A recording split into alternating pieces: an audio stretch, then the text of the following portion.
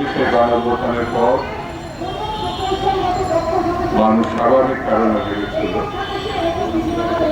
স্বৈরাচার উনি লোকেরা শেখ হাসিনার পতন হয়েছে, দেশে একটা স্থিতিশীলতা থাকবে, আইনের শাসন থাকবে, মানুষ নিরাপত্তার সঙ্গে ঘুরে বেড়াতে পারবে, চলাফেরা করতে পারবে। কিন্তু এক বছরের ভিতরেই যে পরিস্থিতির মুখোমুখি আমরা হয়েছি সেটা আশাব্যঞ্জক। খুবই মর্মান্তিক। গণ অধিকার পরিষদের সভাপতি এবং জাতীয় সভাপতিকে রাস্তায় যেভাবে পিটানো হয়েছে, খুনের উদ্দেশ্যে তাদেরকে হত্যার জন্য যেভাবে ছুরিকাঘাত করা হয়েছে, এটা বড়ই মর্মান্তিক এবং আমি এই ঘটনার তীব্র প্রতিবাদ জানাই। অনন্ত বিলম্বে এর সঙ্গে যারা জড়িত তারা যাই হোক এবং যত ক্ষমতার অধিকারী হোক তাদের বিরুদ্ধে মামলা এবং যথাযথ আইনের প্রয়োগ এবং গ্রেফতারের আহ্বান জানায়। তারা যদি ঘুরে বেড়ায় তাহলে আইনের শাসন প্রতিষ্ঠিত হবে। তারা যদি নিরাপদ, যারা এই খুনিদেরকে রক্ষা করছে, এই খুনিদেরকে মামলার বাইরে রাখছে, তাদের চলাফেরার স্বাধীনতা দিয়েছে, আর যারা 90 গণঅভ্যুত্থানে আত্মহত্যা দিয়েছে, কারাগারে গেছে, মামলা খাইছে, তারা আঘাতগ্রস্ত হবে, এটা তো চলতে পারে, এটা কোনোভাবে চলতে পারে। আওয়ামী লীগ 16 বছর ধরে মানুষের উপরে জুলুম করেছে।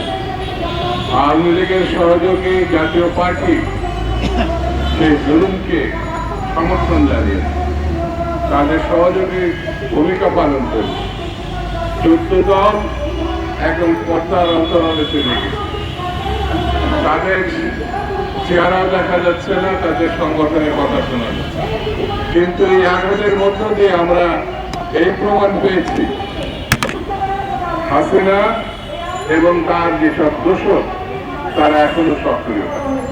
হাসিনার বিভীষিকাময় শাসন আমরা দেখেছি, বাংলাদেশের জনগণের অর্থ লুট করার যে পরিস্থিতি আমরা দেখেছি, সেটা এর আগে গত 16 বছরে যা হয়েছে তার আগে 15 বছরের ভিতরে এই ধরনের লুটপাট, এই ধরনের গণহত্যা, এই ধরনের মর্মান্তিক পরিস্থিতি বাংলাদেশের মানুষ কখনো দেখে।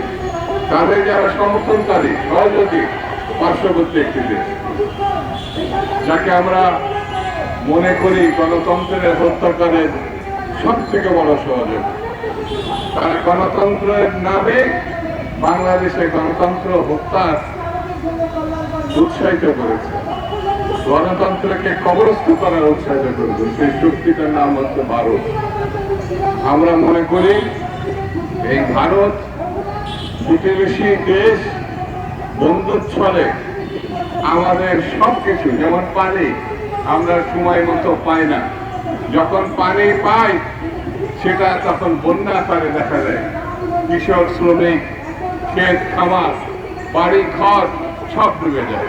যখন বাঁধ বন্ধ রাখার কথা তখন তারা খুলে যায়, আর যখন খুলে যাওয়ার কথা তখন তারা এটা বন্ধ রাখে।